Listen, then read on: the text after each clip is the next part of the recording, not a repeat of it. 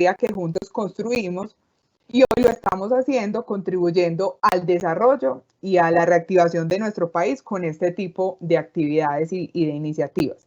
¿Cuál es nuestro propósito con este congreso?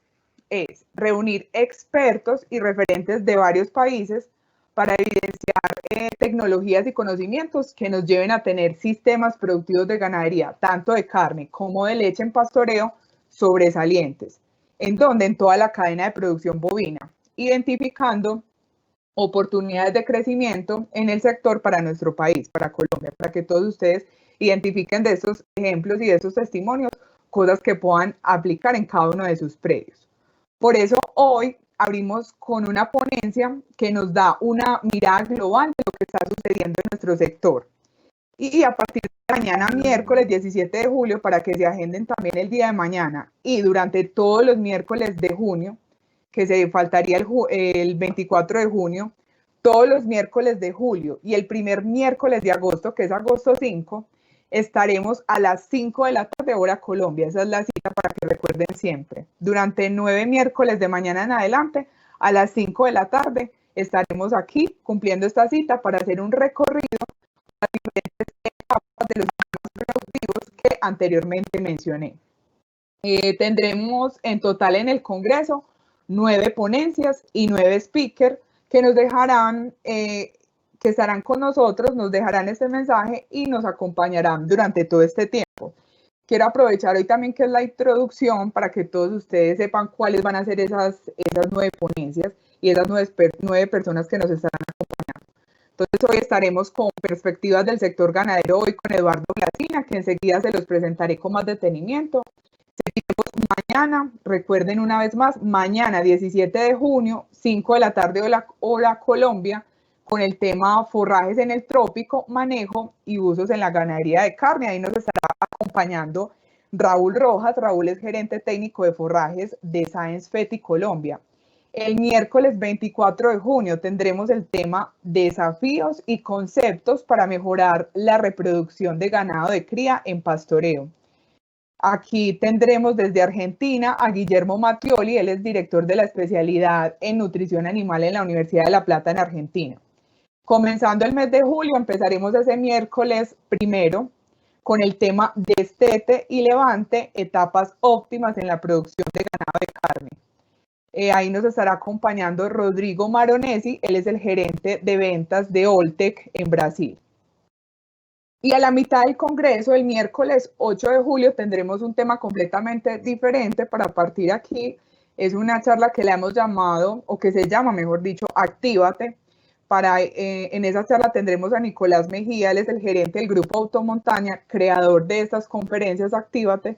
Él ya ha estado con diferentes personas, empresas, tanto a nivel nacional como internacional, compartiéndonos un mensaje muy propicio para estos tiempos y sabemos que les va a encantar para que también no se lo pierdan. Miércoles 8 de julio. El miércoles 15 de julio, que es la ponencia número 6, el tema va a ser finalización de la producción de carne en pastoreo y sus grandes oportunidades. Para eso estará con nosotros César Sepúlveda, él es investigador en el área de ciencias de la carne en la Universidad de Texas Tech. La ponencia número 7 será el miércoles de julio, planeación financiera en las fincas ganaderas, factor de éxito. Para esta nos estará acompañando Luis Alberto Sánchez, director técnico de Afagro, y ya una persona, pues, como la persona más reconocida y destacada en estos temas de planeación financiera en el sector. La penúltima charla será el miércoles 29 de julio con el tema ganadería sustentable y rentable en la Orinoquía. Aquí nos estará acompañando el señor Gabriel Jaramillo Sanín, presidente del Grupo Empresarial San José. Y para terminar, estaremos el miércoles 5 de agosto con el tema sistemas intensivos de producción lechera en el Trópico Bajo. Ahí nos estará acompañando Juan David Mantilla, gerente de la ganadería La Facenda. Y ahora sí, para empezar en materia, te pido ahí, Oscar, para que pongamos a Eduardo también en pantalla. Me complace presentarles nuestro speaker del día de hoy, el señor Eduardo Blasina. Él es ingeniero agrónomo, analista de mercados y desarrollador de proyectos agropecuarios. Él ha trabajado como docente en la Universidad de la República y en la Universidad Ort de Chile. Dirige la consultora Blasina y Asociados y el programa radial Tiempo de Cambio en Radio Rural y escribe para el diario El Observador. Él es conferencista TED y ha publicado el libro Darwin en La Plata, el descubrimiento de la evolución. Como les contaba, él abrirá y hará la introducción a nuestro congreso el día de hoy con el tema Perspectivas del sector ganadero hoy. Ya un poco sobre la metodología, su intervención tendrá, así como igual de las otras a lo largo de este congreso, una duración de 45 minutos. Durante la ponencia podrán escribir las preguntas. Al lado derecho de sus pantallas está, digamos que la manera para que vayan escribiendo. Yo voy reuniendo todas las preguntas y una vez finalice, terminados los 45 minutos, tendremos 15 minutos para dar respuestas a esas inquietudes. Yo se las voy a estar diciendo a Eduardo y él las va a ir respondiendo en estos 15 minutos restantes. Entonces, sin más preámbulos, los dejo con Eduardo Blasina desde Uruguay.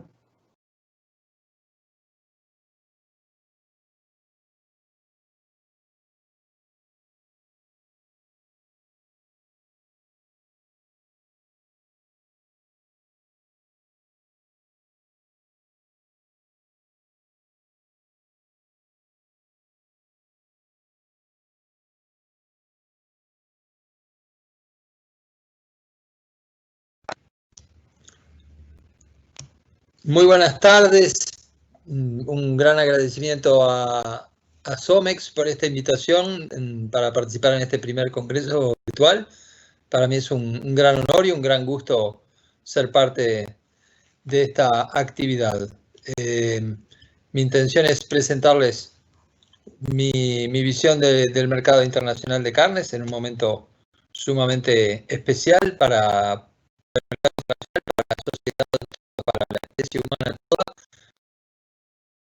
Un momento en el que primera vez enfrentamos una epidemia que es completamente global.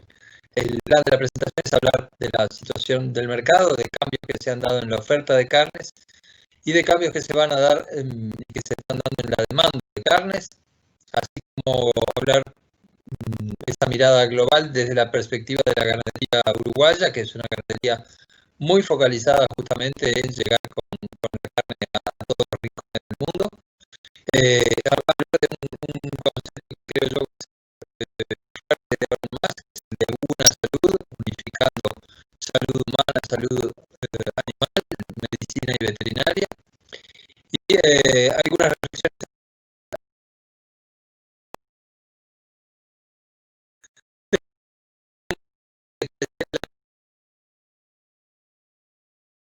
de China era incontenible. Hace poco más de un año se consideraba que la perspectiva era de un crecimiento muy fuerte en el consumo de China de carne. Esto es importante porque a medida que mejora el ingreso en cualquier sociedad, aumenta muy fuerte el consumo de carne vacuna en particular, de todas las proteínas, pero en particular de carne vacuna. Y eso se vio acelerado por un virus del que hoy no hablamos tanto porque otro virus ha ocupado los titulares de la prensa, pero la fiebre porcina africana diezmó la población de cerdos de China. China tiene la mitad de los cerdos del mundo, es la carne de cerdo en China, y eso aceleró un crecimiento en la demanda muy fuerte. La producción de China de carne porcina creció 20 millones de toneladas entre 2018 y el presente, o sea que hay 20 millones de toneladas de carne que los chinos consumían producida localmente, que si la quieren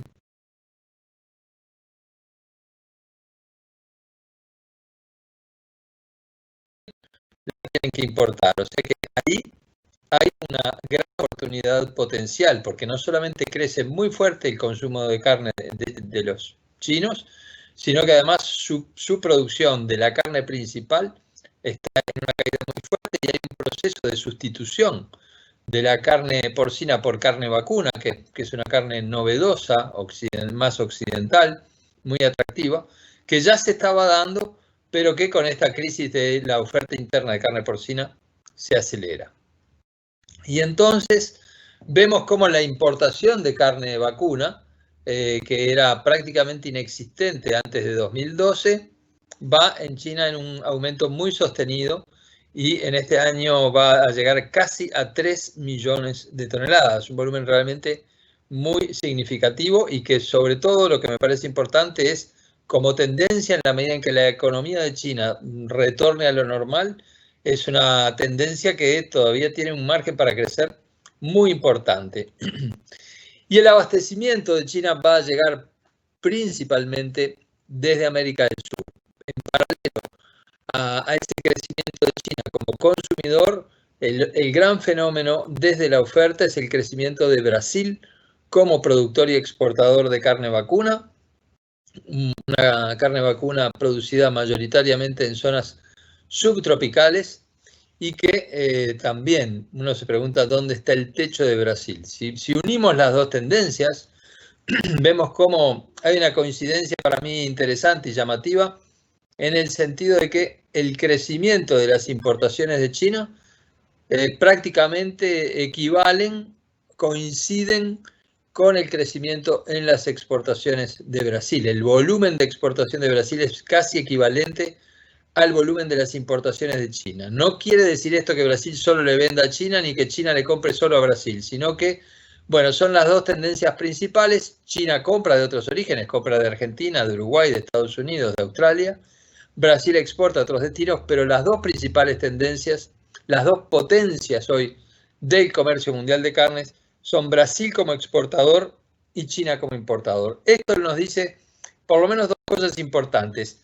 La ganadería en América Latina tiene espacio para crecer, porque si Brasil puede crecer también Colombia, puede crecer Centroamérica, podría crecer Venezuela con un gobierno más amigable tal vez a la producción. Y el crecimiento de la demanda se da en China, pero también está Japón, también está Corea del Sur y también hay otros países asiáticos con una cantidad muy grande de población, con un nivel de ingreso que viene creciendo fuerte y cuyo interés por la carne va a aumentar rápidamente. Estamos hablando de Indonesia, de Malasia, de Vietnam, de Tailandia, es decir, hay varios países allí en los que América del Sur puede estar colocando carne en el futuro. Y otros países que son tradicionalmente fuertes exportadores parecen haber llegado a un techo productivo. Es el caso de Australia, que es tal vez la ganadería más competitiva del mundo, pero que está en un país inmenso y que se está quedando sin agua, está teniendo sequías cada vez más frecuentes y por lo tanto limitaciones en su producción carnicera que parecen estructurales. Difícilmente Australia sobrepase la producción que alcanzó en 2014-2015, porque es una producción que continuamente se ve interrumpida por sequías cada vez más graves. O sea que el crecimiento en la demanda de carne, casi podríamos decir, que va a ser cubierto en el futuro por el crecimiento que podamos tener como exportadores los países latinoamericanos. El mercado internacional lo podemos ver a la luz del precio de exportación de Uruguay, porque en definitiva allí están sintetizados todos los cortes y una variedad muy grande de mercados, o sea que Uruguay es un país que por su tamaño pequeño y por una población de vacunos muy alta, tenemos casi 4 vacunos por habitante, somos el país del mundo con más vacunos por habitante, tenemos la obligación de focalizarnos en el mercado externo. Si tuviésemos una ganadería limitada al mercado interno, sería muy pequeña. Pero esto, en cierta manera, muestra la evolución de los precios internacionales y del valor que ha logrado captar Uruguay, precios de exportación que en el año 2003 estaban por los $1.000 la tonelada, kilo carcasa, $1 por kilo, $1.000 por tonelada, y que ayudados por una suba de precios internacionales y por una diferenciación, tienen ahora un objetivo de lograr $4.000 por tonelada carcasa, que es un objetivo que con frecuencia se logra, aunque en este momento de crisis estamos por abajo de eso. Ese es básicamente, podríamos tomar como una trayectoria de precio internacional. Es muy difícil hablar de un precio internacional de carne, porque la carne son casi 200 cortes distintos y 200 productos distintos, pero en definitiva creo que esta gráfica nos muestra, primero, que la carne es un producto que es mucho más valorado que en el siglo XX o que a comienzos de este siglo, y nos muestra también que los países también tienen una tarea en términos de construcción de valor de su producto. Y cuando mejora el precio, un fenómeno que sucede es que mejora el precio de exportación, mejora el precio del productor, y entonces es más fácil desencadenar un proceso de cambio tecnológico, de mejora en la alimentación, en la genética, en el manejo, que lleva a que baje la edad de faena, que me parece un tema importante para conversar luego en el resto del ciclo, en los aspectos más técnicos, porque el consumidor del mundo lo primero que le exige a la carne vacuna es que sea tierna, y para que sea tierna precisamos una edad de faena reducida. Aquí en esta gráfica el porcentaje de novillos en Uruguay que se faenan con una edad de 2 a 4 dientes, es decir, novillos muy precoces que en los últimos 2 años se ha acelerado y es casi la mitad del total de la faena. Esto es algo nuevo para Uruguay y es un poco una trayectoria de cambio tecnológico. Volviendo al mercado internacional, esto es como ver la gráfica que veíamos de precios de largo plazo que iba de 2003 a 2020, ahora ver los precios en los últimos 3 años. El año 2018 podríamos decir que fue un año relativamente calmo y promedio, y la demanda de China se disparó brutalmente en el año 2019 por ese colapso de su producción interna de carne de cerdo, y en particular el segundo semestre del año pasado fue un semestre en el que el precio de la carne iba persistentemente hacia arriba, persistentemente al alza, y Uruguay alcanzó superar los $4.400 como precio promedio de la carne exportada, que es un récord para Uruguay, pero es un récord que se originó en una situación frenética de demanda de China casi exclusivamente. La primera situación de quiebre en el mercado de China la vivieron los frigoríficos uruguayos el 15 de noviembre pasado. Ese día, varias empresas de China, por orden del Estado, mandaron la orden de renegociar contratos, bajar precios, y eso fue un golpe muy duro y muy sorpresivo para la industria exportadora, no solamente de Uruguay. Esto sucedió con Uruguay, con Argentina, con Brasil. Uno se ve tentado a sospechar que los problemas del coronavirus ya estaban presentes en noviembre a la luz de esta decisión un poco sorpresiva en su momento, como les decía. Y eso generó que a partir de los embarques realizados a fines del año pasado, el precio de exportación comenzó a bajar, y a medida que se fue acentuando la situación de pandemia, obviamente que estos precios siguieron bajando. La carne vacuna en el comercio internacional es en buena medida un producto de lujo, un producto que se consume en restaurantes o en hoteles o en actividades de un nivel social alto. Bueno, todas esas actividades han quedado prácticamente en una pausa, y el precio de la carne entonces bajó hasta hace unas 3-4 semanas, también en sintonía con una mejora de la situación en Europa, por ejemplo, donde fueron reabriendo restaurantes, una situación de interrupción de la oferta que se dio en Estados Unidos por la pandemia, y el precio venía en recuperación. Este fin de semana volvió a aparecer el coronavirus en Beijing, en la capital de China, y el diagnóstico de los chinos es que apareció en carne de salmón, y por lo tanto toda la carne ha sido retirada de las góndolas, o sea que hoy es un momento que se vive con mucha incertidumbre de nuevo lo que sucede en el mercado chino. Y para los países de América Latina, por lo menos Uruguay, Argentina, Brasil, las exportaciones a China son hoy por lejos las que llevan el mayor volumen exportador. O sea que es una recuperación que yo pongo ahí, es una recuperación lenta y frágil, porque en la medida en que la enfermedad vuelva, esa recuperación retrocede. Claramente la dirección del mercado de carnes en cuanto a su precio es la dirección de la normalización que tengamos en términos de que la gente pueda volver a consumir colectivamente, ir a un restaurante, ir a un hotel, que vuelva el turismo, que vuelva la normalidad. En ese escenario el precio se va a recuperar, pero no sabemos cuándo ni a qué velocidad. Y por lo tanto quería contarles algunas referencias de los precios que se manejan aquí en Uruguay, que son precios de una carne, como les decía, principalmente volcada al mercado internacional, a la exportación. El novillo gordo para faena por kilo vivo tiene un precio hoy de 1,75, que es el precio con el que empezó el año pasado. Como les decía, el crecimiento de la demanda china el año pasado llevó a una suba de precios muy fuerte hasta el 15 de noviembre y a partir del 15 de noviembre empezó un ajuste del cual intenta el mercado muy gradualmente recuperarse. Ese es el precio del novillo gordo pronto para ser faenado, que es un animal en Uruguay de unos 500 kilos de peso aproximadamente. Este es el precio del ternero, que en Uruguay se desteta sobre los 6-7 meses. Es un ternero que pesa entre 140 y 180 kilos, este estándar, y sigue básicamente la marcha del mercado de ganado gordo.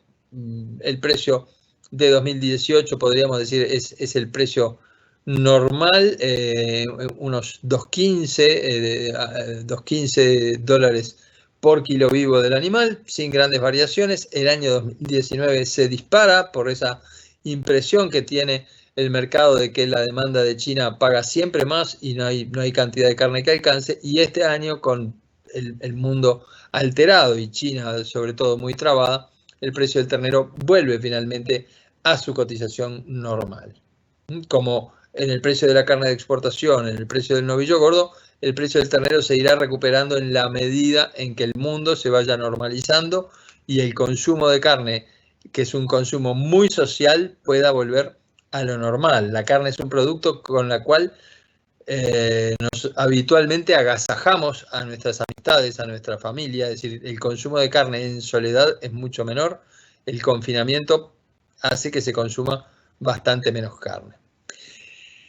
Cuando hablamos de comercio y de mercado internacional, no queremos olvidar el mercado internacional de terneros, que sabemos que en Colombia y en otros países de América Latina es un comercio muy importante. Para Uruguay también ha sido un comercio importante, pero en estos últimos años, en estos últimos 2 años y sobre todo en el segundo semestre del año pasado, al subir tanto el precio del ternero para el mercado interno, para los engordadores locales, el volumen de exportaciones en pie disminuyó.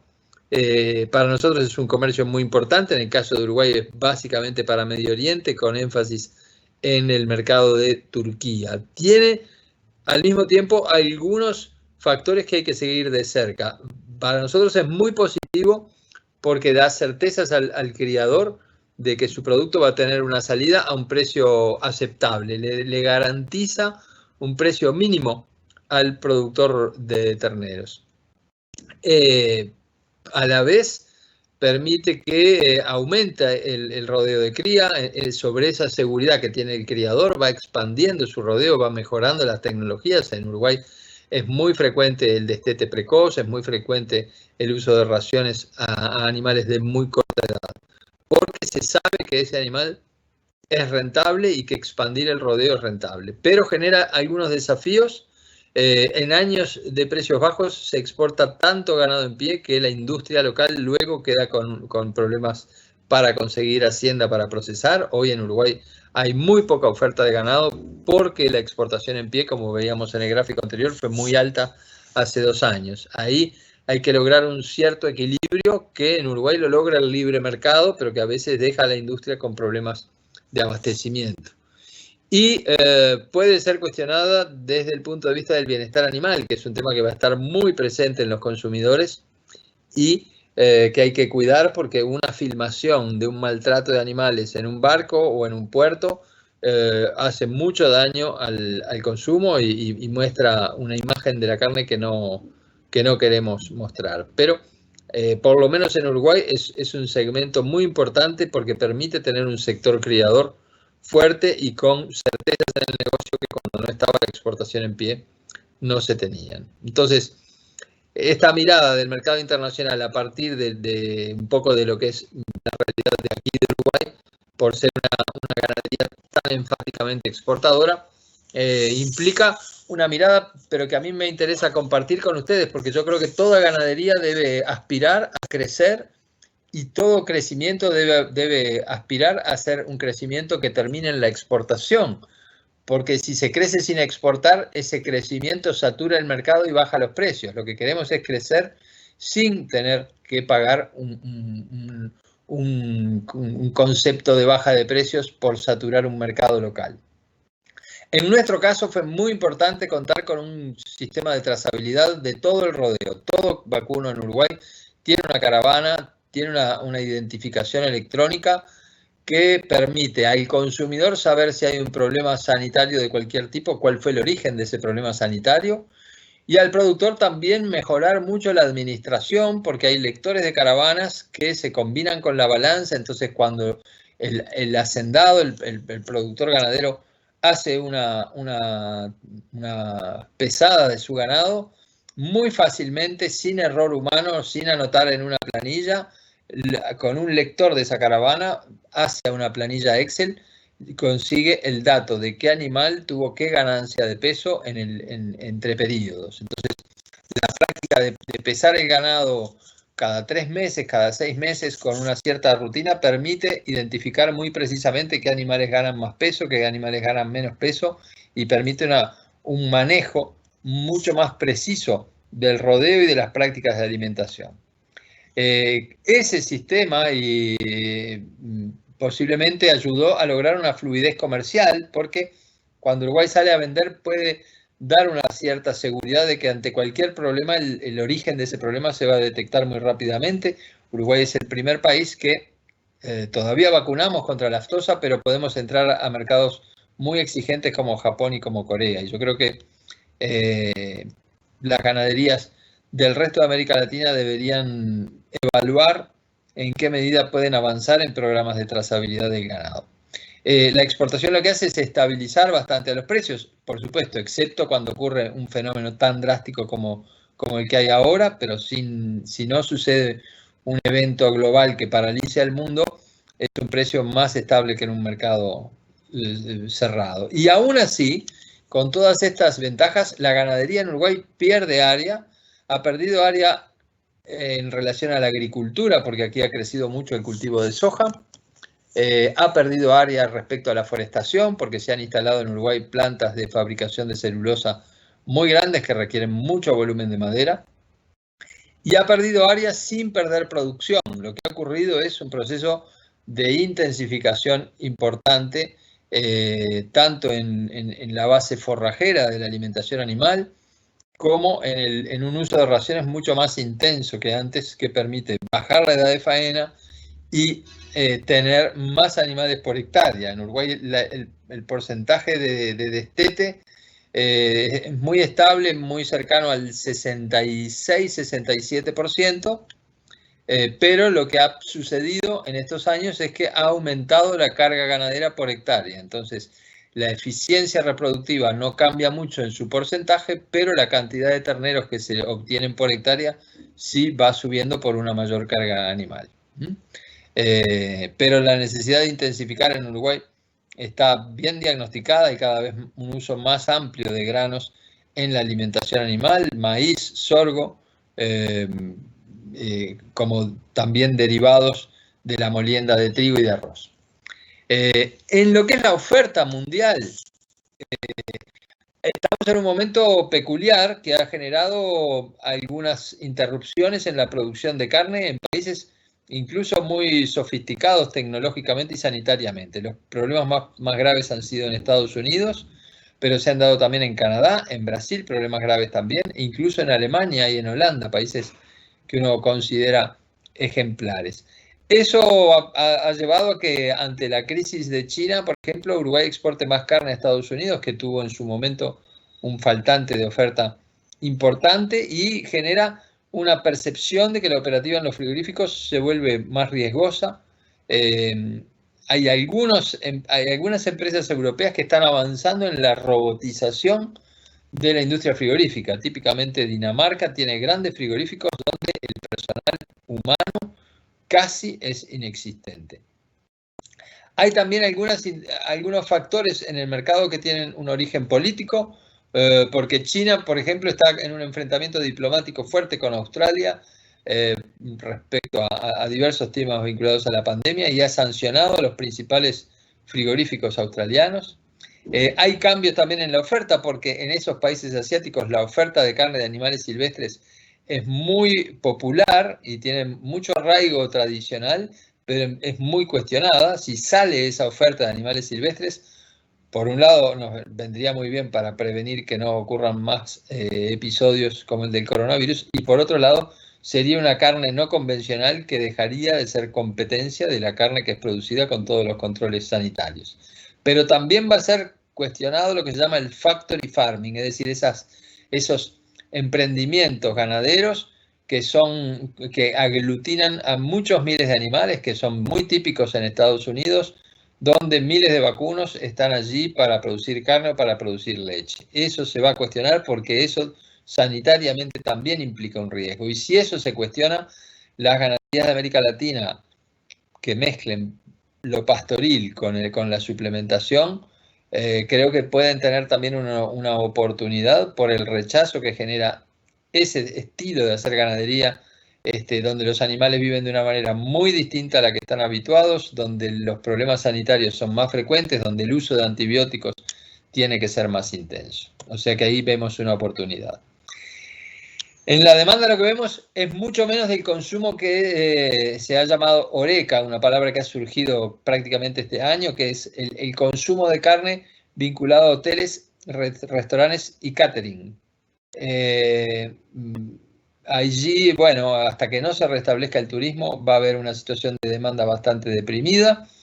Y lo que me parece importante reflexionar, creo que se van a consolidar nuevas pautas de consumo originadas en una visión mucho más amplia sobre la salud humana, mucho más vinculada a que también tiene que haber salud animal y salud en el entorno ecológico. Y lo otro que avanza muy rápidamente, en particular en el mercado asiático, es el e-commerce. La gente que antes de comprar un producto lee un código QR con su celular y obtiene un volumen muy grande de información sobre ese producto. Por lo cual también en ese caso la trazabilidad del producto es importante.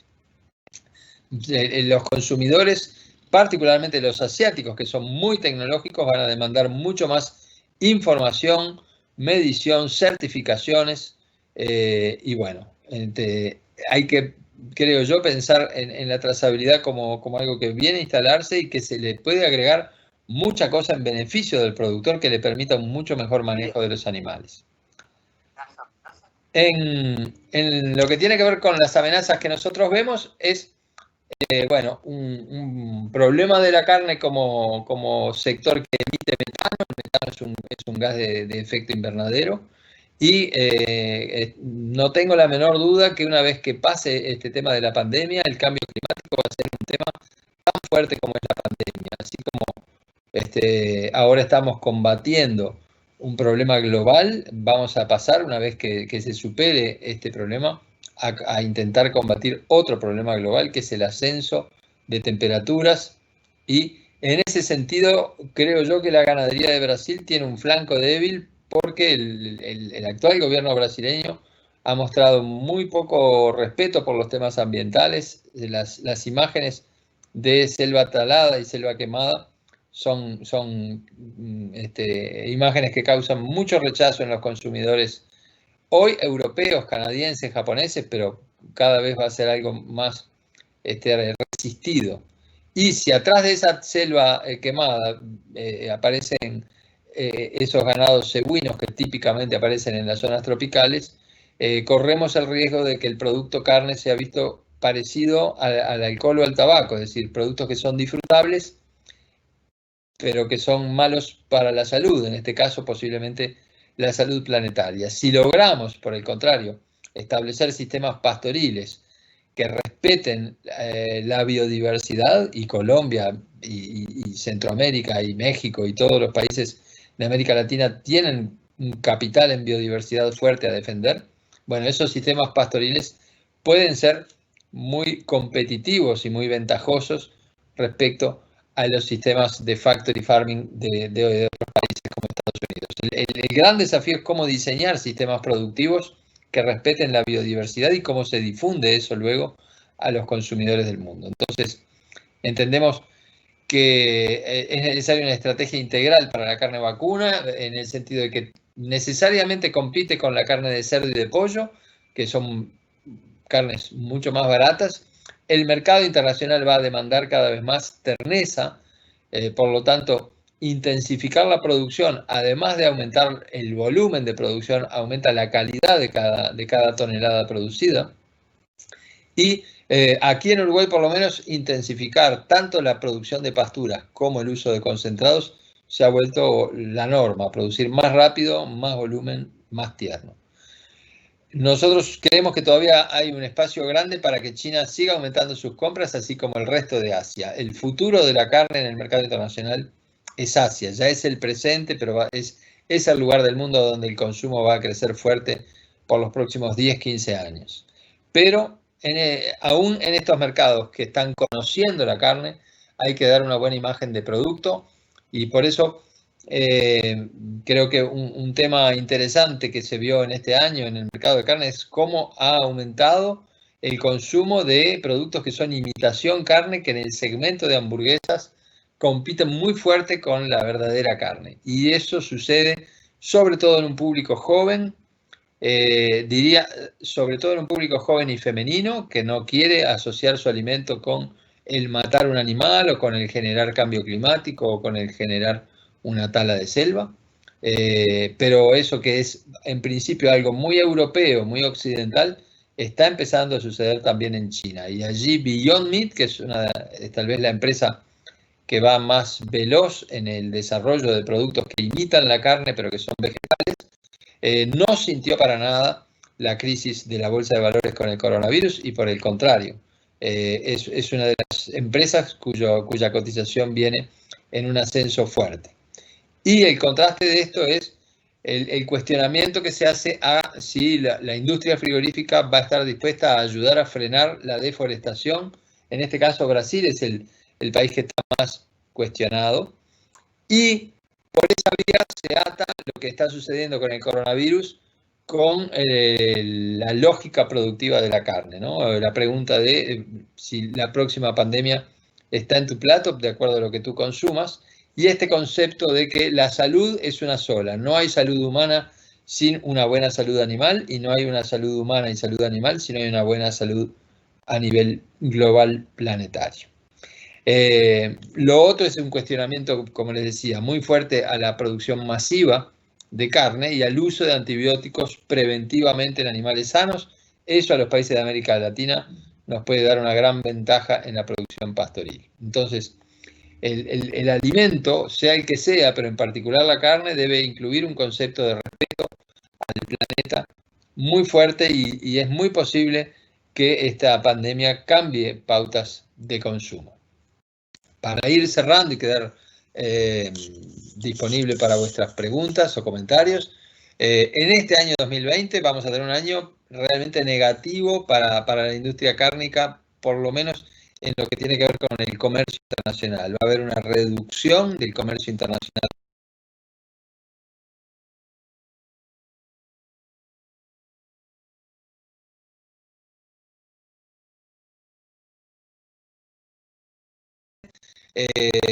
Va a seguir siendo China el gran comprador, los precios de exportación van a demorar en volver, pero tenemos la certeza de que la economía va a rebotar, la situación va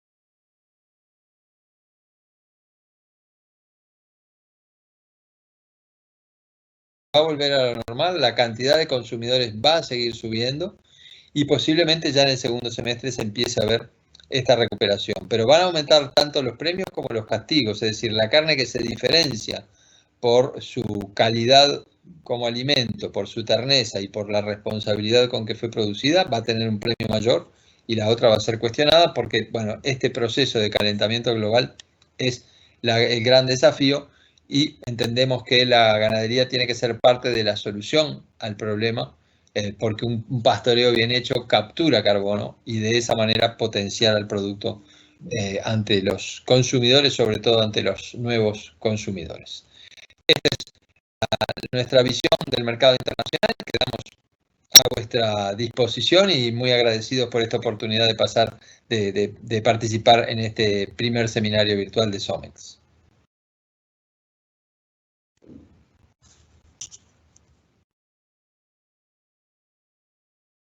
Listo, Eduardo. Vamos a ver, te voy a decir las preguntas que tenemos por acá en el chat.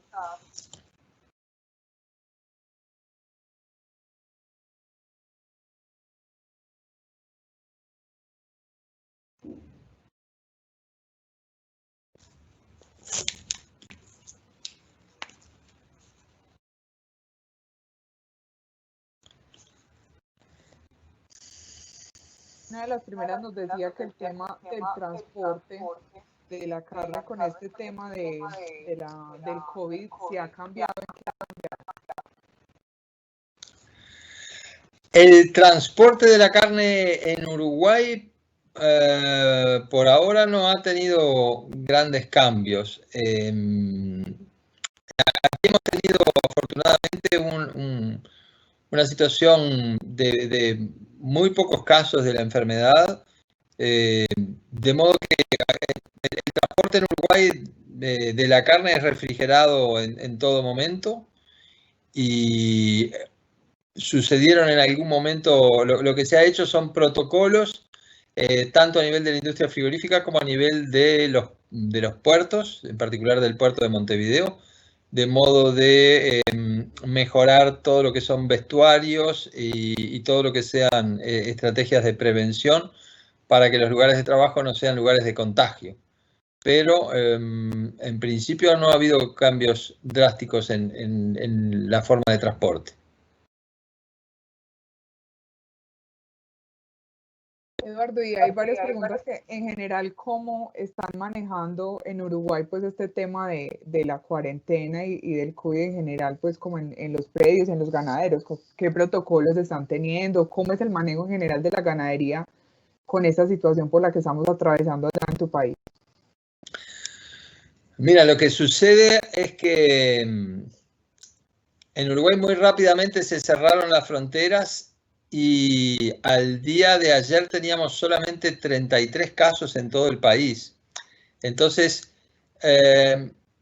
los predios ganaderos son de bajo riesgo porque la densidad poblacional es muy baja. Los protocolos de seguridad son básicamente para cuando llega justamente un transporte al predio. Allí lo que sí es imprescindible es el uso de tapabocas, el mantener la distancia con el camionero, el no firmar más papeles, se ha vuelto electrónico todo lo que sea el trámite de guías de transporte. Entonces es un manejo similar al de la ciudad. Cuando hay un contacto entre dos personas que no se conocen, se trata de hacerlo con barreras físicas, manteniendo distancia, pero no hay un protocolo específicamente ganadero. Hay protocolos en la industria frigorífica, sí, donde se obliga a distanciar a los trabajadores dentro de la industria. Hay protocolos de transporte en el sentido de que siempre el trato con un transportista tiene que ser las dos personas usando tapabocas y manteniendo distancia. Y luego, bueno, afortunadamente aquí ha sido un problema que nos asustó mucho, pero que nunca se disparó en cantidad de casos como ha pasado en Brasil. Ya te digo, hasta ayer hay 33 casos activos y en los últimos 5 días ha aparecido prácticamente ningún caso nuevo, o sea que estamos posiblemente a unas 2 semanas de no tener más la enfermedad.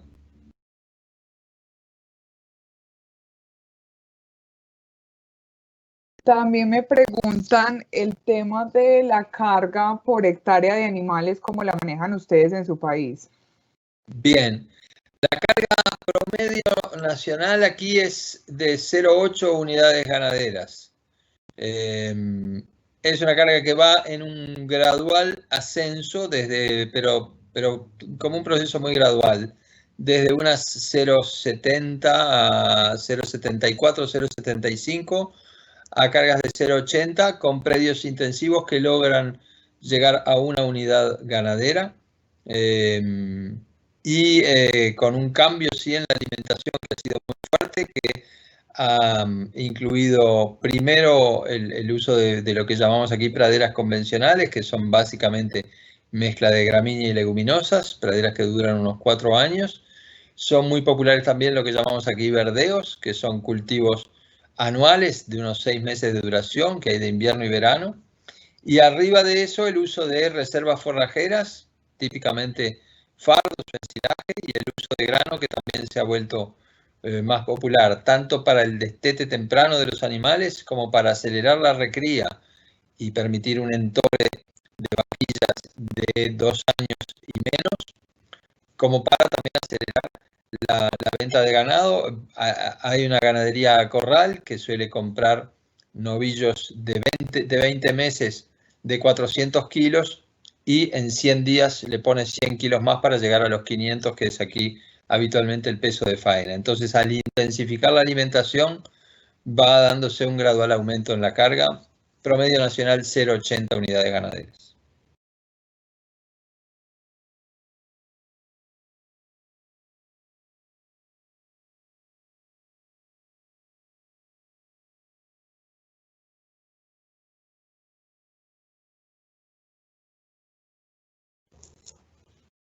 Listo, Eduardo, otra pregunta.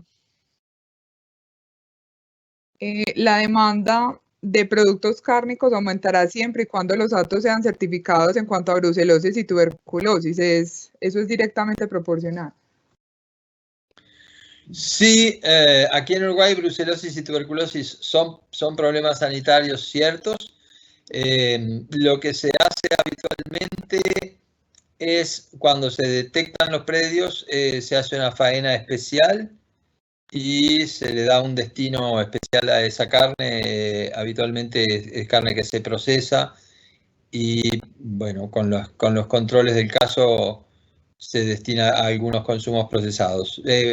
En Uruguay ha sido muy difícil la lucha contra las dos enfermedades, pero no se logran erradicar, pero sí están controladas y se evita que esa carne llegue a la exportación o a la población como consumo de carne fresca.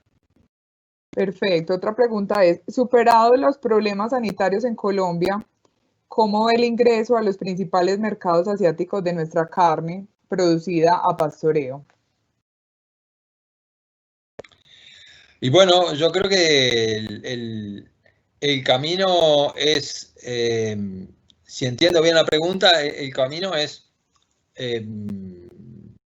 vía China. China está con un faltante de carne muy grande, está con un interés muy marcado en diversificar sus abastecedores y ha habilitado frigoríficos en todo el mundo. El primer paso siempre es la habilitación sanitaria, que es una habilitación sanitaria país primero, y luego una habilitación comercial de las empresas que habitualmente reciben inspectores. Ahora lo que está pasando es que las inspecciones se hacen vía CAI.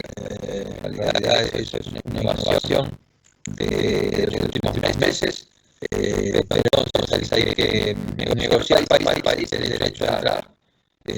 China está muy dispuesta a todo lo que sea abastecimiento y luego ver plantas que sean tecnológicamente más avanzadas, habilitarlas primero, y una vez que unas plantas entran en condiciones de negocio, las otras que de repente no estaban en un nivel tecnológico tan alto, están dispuestas a invertir para lograr esa llegada al mercado de China. Yo creo que ese es el lugar de base. Hay otros países que también son interesantes vietnámicamente, que es una economía que está creciendo mucho y que está creciendo mucho en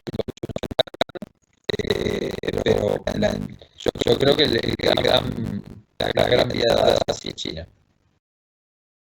Listo. Otra pregunta es, ¿cómo se debe la captura de carbono con el pastoreo bien hecho? ¿Con el factor? Sí. No entendí la última palabra. ¿Cómo sucede la captura de carbono con el pastoreo, pues el sistema de pastoreo en ganadería bien hecho? Bien. La clave es que, como resultado, el suelo gana en materia orgánica. Aquí se están volviendo muy populares los sistemas de pastoreo rotativo. Hay algunos seguidores de un francés, hay otros seguidores de otro autor Alan Savory, hay distintos sistemas de pastoreo rotativo. Lo interesante del caso es, se habla de que en unos años va a haber un mercado que va a pagar por tonelada de carbono capturado. Y cuando uno captura carbono en el suelo tiene más materia orgánica y por lo tanto entonces entra en un círculo virtuoso por el cual eventualmente en el mediano plazo se va a cobrar por ese carbono si se logra medir.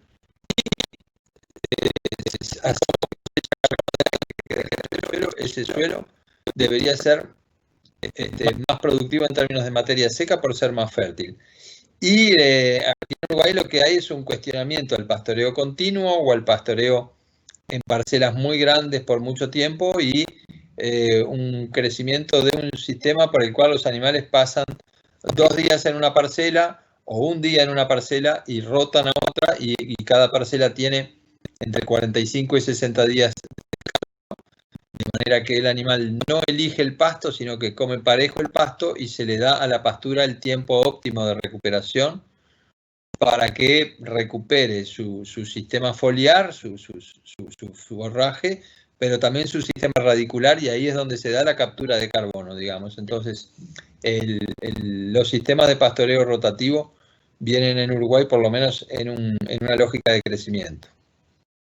Lo que nos falta es medir, porque todavía no tenemos una manera precisa, sistemática y barata de medir cómo evoluciona la cantidad de carbono en el suelo, más allá de que medimos materia orgánica. No sabemos exactamente cuántas toneladas capturamos. Creo que ese es de los grandes objetivos que tiene Uruguay, por lo menos, y creo que toda la ganadería en los próximos 5 años. Y en esa línea también veo varias preguntas. Preguntándonos cuál es el costo promedio actual de producir 1 kilo de carne en Uruguay. Esa es una buena pregunta, pero en Uruguay la ganadería sigue siendo un negocio de márgenes muy reducidos. Yo diría que el costo de producción por kilo vivo está seguramente cerca de 1,40, 1,45 dólares por kilo. ¿Y con qué razas o cruces de ganado trabajan ustedes para la exportación? En Uruguay todos los sistemas están orientados a la producción. Es un país templado con una tradición muy fuerte de razas británicas. En Uruguay aproximadamente 1/3 de nuestra ganadería es Aberdeen Angus, 1/3 es Hereford y 1/3, sobre todo en la zona norte, que es más subtropical, es cruza de principalmente Brahman con esas razas. O sea que hay Braford como raza sintética de Brahman con Hereford y hay Brangus como raza sintética de Braford con Angus. Y básicamente hay algo de razas mixtas, vacunas lecheras como la Normando, pero básicamente todo tiene su cuota de sangre británica en Uruguay, un poco por historia y otro poco por clima. Bueno, veo aquí 3 que coinciden en esto. ¿Cuáles estrategias son más efectivas para entrar a un mercado como el asiático? Lo principal es la sanidad. O sea, yo creo que en el caso específico de Colombia, Colombia tiene que terminar su tarea de vencer a la aftosa, tiene que asegurar mejor su frontera con Venezuela, pero en términos generales lo que los mercados quieren, y mucho más ahora con esta situación de pandemia, es asegurarse que el ingreso de carne no genera ningún problema sanitario, que no hay ninguna probabilidad, que la probabilidad es 0 de que esa carne genere un problema sanitario. O sea que lo primero es garantizar ausencia de aftosa. Lo segundo es, aunque sea para el sistema de exportación, tratar de tener un sistema de trazabilidad. En Uruguay elegimos que la trazabilidad sea de absolutamente todo el rodeo. Está prohibido no ponerle una caravana a cada ternero que nace, pero eso en países más grandes es más difícil de implementar. De todos modos, el tener una adecuada registración y un adecuado control del movimiento de los animales es sumamente importante. Y luego diría que lo tercero es, en el caso de un país que quiere entrar a un mercado por primera vez, es precio. Yo creo que ahí hay varios países que seguramente producen más barato que Uruguay, pero sin sanidad y sin una manera de chequear cuál es la trayectoria por lo menos de los rodeos, sino del animal individual, es muy difícil lograr entrar. Hay que mostrar que sanitariamente se trabaja profesionalmente para luego dar el paso a obtener el derecho a ingresar. Listo. Ante la pérdida de ese poder adquisitivo del consumidor y el incremento pues, del precio de la carne bovina, ¿podría perderse consumo per cápita y darle entrada a otras proteínas de menor costo? Sí, yo creo que eso sucede, incluso ha sucedido en Uruguay en este primer semestre, pero creo que es algo transitorio, es decir, tal vez soy demasiado optimista, pero creo que un poco por las medidas de prevención, otro poco por las medidas, por el descubrimiento de medicamentos que amortiguan el efecto de la enfermedad y finalmente la llegada de la vacuna va a llevar a que este colapso de la economía de este 2020 va a ser un comienzo de recuperación en 2021. O sea que yo creo que esa competencia siempre va a estar y siempre nos va a obligar a no desfasarnos mucho de precios, sobre todo con la carne de pollo, pero creo que la competencia fuerte va a ser de carnes que no son carne y de leches que no son leches, es decir, de productos vegetales que imitan a la carne y a la leche.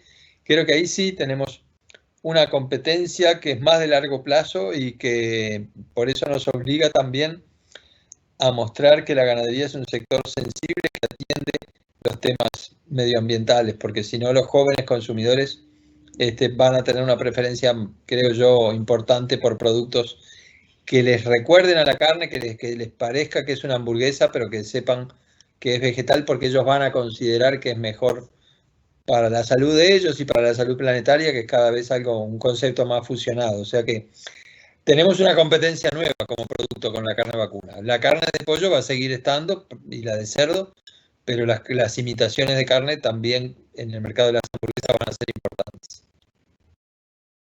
Nos preguntan acá por el mercado de México. ¿Cómo está el mercado de México y si es posible que crezca? Bueno, México es de los países que creo está cerca de entrar a China o de ampliar su ingreso a China. Es un mercado que también tiene una dependencia fuerte con el mercado de Estados Unidos. Estados Unidos capta un volumen de terneros muy importante originados en México y a la vez los feedlots en México abastecen a Estados Unidos. Creo que sí que tiene un potencial. México tiene una diversidad de ecosistemas, tiene desde los lugares más tropicales a lugares más desérticos, pero que cuentan con un abastecimiento de maíz de Estados Unidos a bajo precio. De modo que creo que esa cercanía con Estados Unidos es una ventaja, porque permite tanto exportar terneros como eventualmente exportar carne, y la salida al Pacífico también es una ventaja. Creo que México tiene que, como decía, también mirar a China, donde seguramente va a tener la posibilidad de entrar con más carne. Tal vez está un poco centrado en carne de corral para exportación, capaz que puede explorar más la carne de pastoril, porque China tiene un consumo de carne muy distinto al que tenemos nosotros. Muchas veces la carne va como en pequeñas tirillas mezclada con arroz y con otras verduras, y entonces no precisa el nivel de engrasamiento que de repente precisa una carne que va para un corte en un restaurante de Estados Unidos. Y eso es bueno porque valoriza a la vaca de descarte, valoriza categorías que de repente si no van a China no tienen mucho valor. O sea que creo que mirando para el Pacífico, pero también en su interacción con Estados Unidos, México tiene un potencial sumamente interesante. Bueno, más preguntas de Uruguay.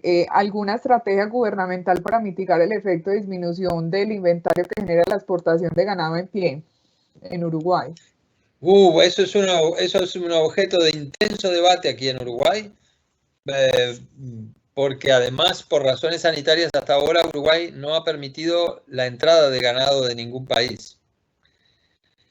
Y ahora mismo está siendo debatido que se dejen entrar vacas preñadas a Uruguay para solucionar el problema de la falta de oferta. Y es una discusión difícil porque Uruguay es un país que tiene una cultura muy firme de libre mercado, pero a la vez tiene un estatus sanitario que tiene que cuidar, y cuando entra ganado, con el ganado entra la garrapata, con el ganado puede entrar la brucelosis o la tuberculosis, enfermedades que a veces son difíciles de detectar. Hasta ahora el gobierno no ha tomado medidas en particular para frenar la salida de ganado en pie, a pesar de que la industria frigorífica lo ha pedido muy insistentemente. Hasta ahora reina el libre mercado aquí, con la salvedad de que es un libre mercado donde hasta ahora no se ha permitido importar ganado. Pero eso, entiendo yo, puede llegar a cambiar a lo largo de este año. Lo que sí es política muy fuerte en Uruguay es sentar en una misma mesa a productores y a industriales. Uruguay tiene un Instituto Nacional de Carnes donde todas las semanas 3 representantes de la industria y 3 representantes de productores ganaderos se sientan, y hay un presidente que es del Poder Ejecutivo que trata de construir los consensos para generar políticas muy fuertes en el caso de Uruguay de promoción.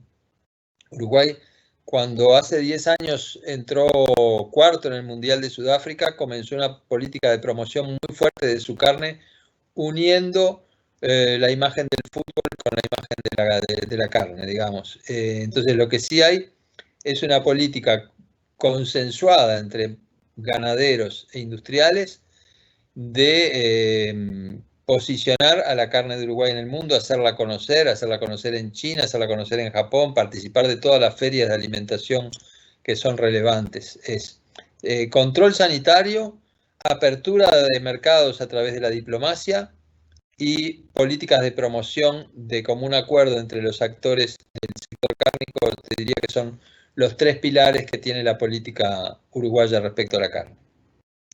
Dice, existe en Uruguay quien ya le está sacando provecho a la captura de carbono. ¿Cuál sería el procedimiento para llevar esto a cabo y con quién se negocia este tipo de alternativas?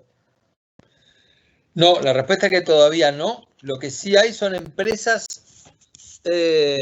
hay empresas forestales que sí están sacando provecho a la captura de carbono. Por ejemplo, aerolíneas que, como emiten carbono fruto de los vuelos de los aviones, compensan esas emisiones pagando por carbono capturado. En la forestación es muy fácil de medir porque un árbol, en definitiva, son toneladas de carbono que se capturaron del aire, y están empezando a concretarse los primeros contratos de convenios por los cuales empresas que emiten pagan a empresas que capturan.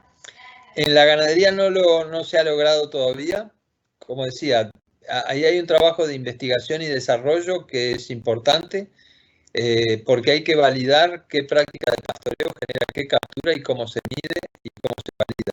O sea que por ahora en Uruguay es solamente algo que sabemos que está en la agenda, que sabemos que va a llegar, pero que requiere un esfuerzo local que todavía no se ha logrado concretar con sistemas de medición que sean confiables y accesibles al productor. Listo. Otra pregunta, ¿cómo manejan las unidades de peso por precio en Uruguay y desde su punto de vista, como nos recomienda en Colombia en climas tropicales? Este mismo tema, unidades de peso por precio.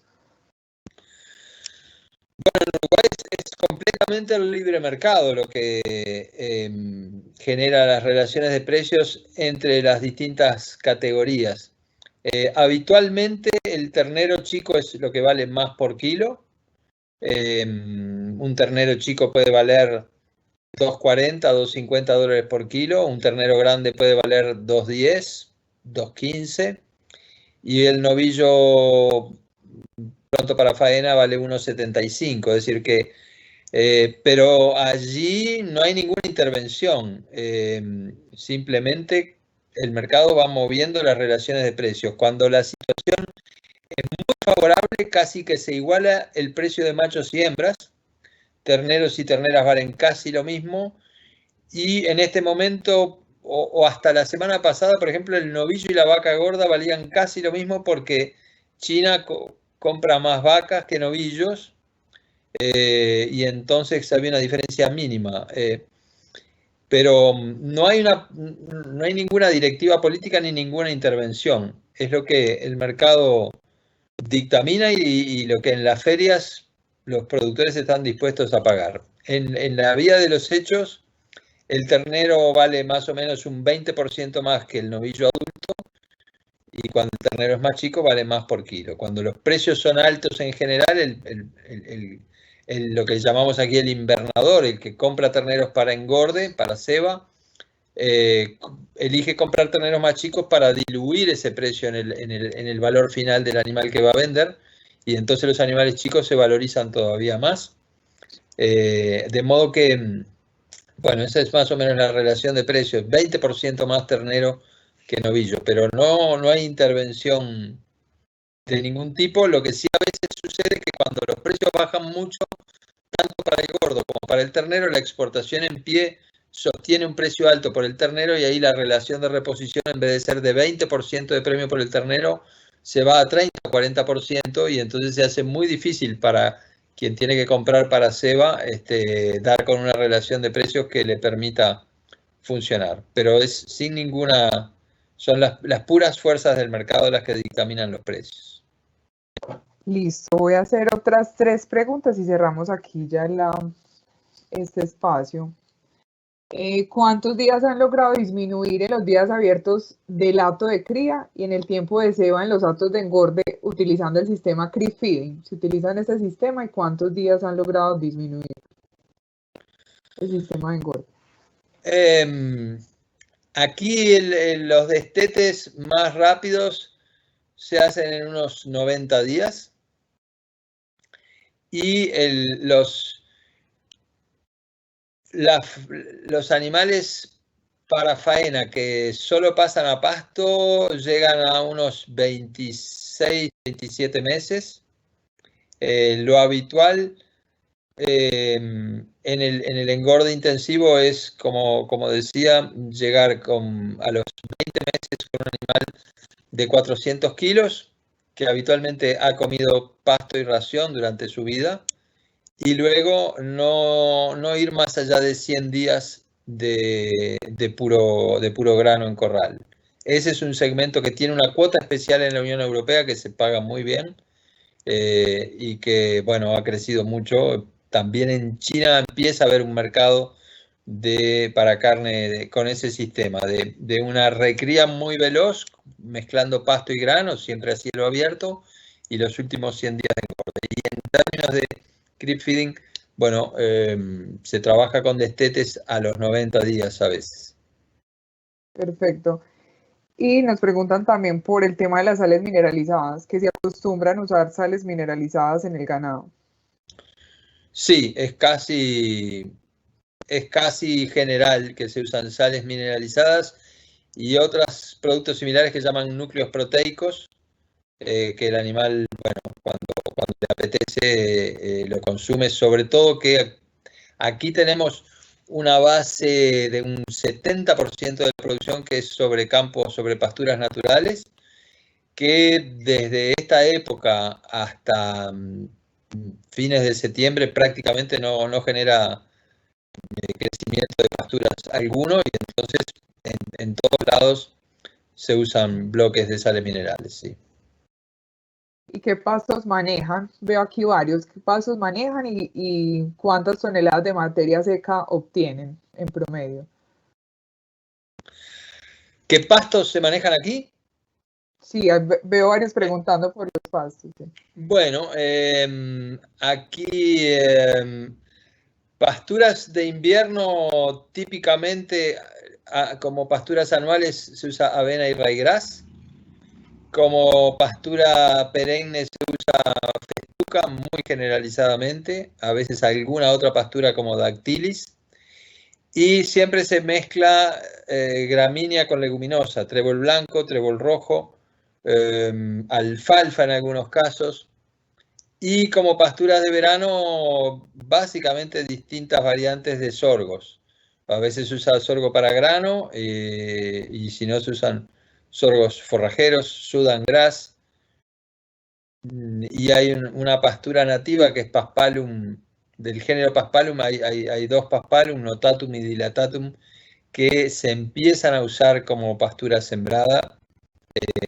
Básicamente por ahí van las mezclas. Una buena pradera, habitualmente las praderas duran en Uruguay 4 o 5 años, producen unos 5.000 kilos de materia seca en el primer año, unos 10.000 en el segundo año, y luego 8.000, 6.000, y luego ya conviene reponerlas. Básicamente esa es la escala de producción de materia seca por hectárea de Uruguay. En campo natural la producción son unos 3.000 kilos de materia seca, con el inconveniente de que el grueso de esa producción está en primavera y en otoño, y es una producción que prácticamente se interrumpe en invierno, por eso se usa mucho avena, mucho ryegrass y mucha reserva forrajera, mucho ensilado de sorgo de maíz.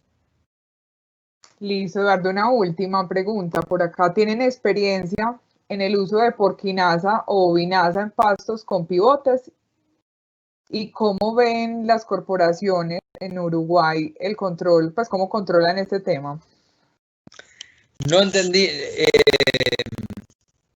¿Me la puedes repetir?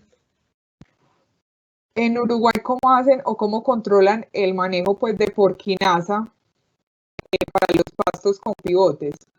Y pues como las corporaciones reguladoras en tu país, ¿cómo tienen ese tema? ¿Cómo lo controlan? Si está permitido o no está permitido. Es que no sé qué son las porquinazas.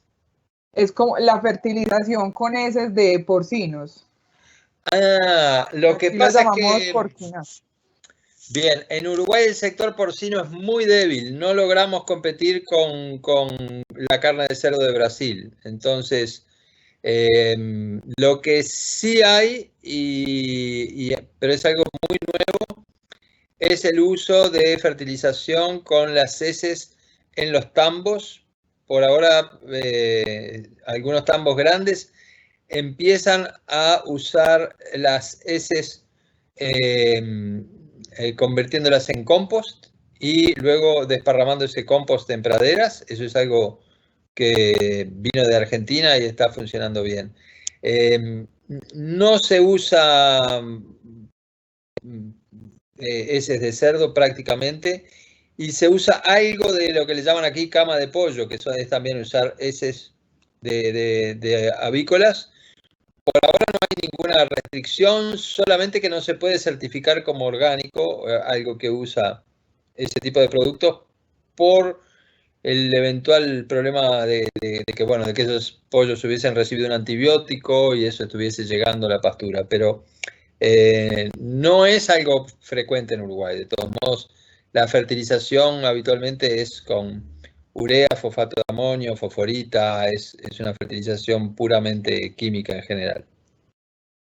Perfecto, ya con esto cerramos este bloque de preguntas. Lo primero es, Eduardo, agradecerte por aceptar esa invitación de SOMES, por estar en este espacio que es tan importante para nosotros. Es primera vez que tenemos un espacio académico, pero virtual. Gracias por a todas las personas que se conectaron, que aceptaron esa invitación. Les aclaro varias cosas. Hay varios que me preguntan si la ponencia está grabada. Sí, todas las ponencias de este congreso van a quedar grabadas, y las personas que se inscriban o hagan el proceso pues completo de inscripción, se les va a enviar una vez se termine pues la ponencia a sus correos electrónicos con los que se inscribieron, el enlace para que puedan ver la ponencia posteriormente, o a las personas que no se pudieron conectar para que también en el momento que lo puedan hacer, que varias, inclusive en fincas, varios me escribieron que tipo 8 de la noche se puedan conectar, a ellos se los vamos a mandar por correo con el link para que puedan ver la ponencia de Eduardo en ese link que les vamos a mandar. Y recordarles una vez más que mañana tenemos 5 de la tarde hora Colombia, esta cita una vez más con el tema forrajes en el trópico, manejos y usos en ganadería de carne, con el gerente técnico de forrajes de Science Feti, Raúl Rojas. Entonces mañana una vez más, 5 de la tarde hora Colombia, nos vamos a esperar acá. Recuerden que para cada una de las ponencias que vamos a tener todos los miércoles de junio y el primer miércoles de agosto se deben inscribir. ¿Dónde se inscriben? En nuestra página web o a través de todas las redes sociales, hacen la inscripción, les llega el link y más o menos unos 15 minutos antes de cada charla les llega el correo electrónico el link para que puedan estar aquí, conectarse y ver la charla en vivo. Si no la pueden ver en vivo, se las enviamos a sus correos electrónicos para que la puedan ver en el momento que bien lo tengan a hacer. Entonces, una vez más, muchas gracias. Gracias, Eduardo. Qué rico compartir contigo todos esos temas. Veo muchas personas interesadas como en conocer el modelo de Uruguay, aprender de él, y ese era el propósito que teníamos hoy. Buenísimo, ¿no? El agradecido soy yo y esperemos que podamos hacer alguna presencial más adelante cuando esto pase. Así es, este evento lo teníamos presencial, pero bueno, gracias a la tecnología pudimos empezar esta primera versión del Congreso así y ojalá que sí, que lo podamos hacer presencial posteriormente. Muchísimas gracias a ti, Eduardo, y a todos los que están conectados. Buenas noches, mañana nos vemos, 5 de la tarde hora Colombia. Hasta luego, mil gracias. Chao, chao.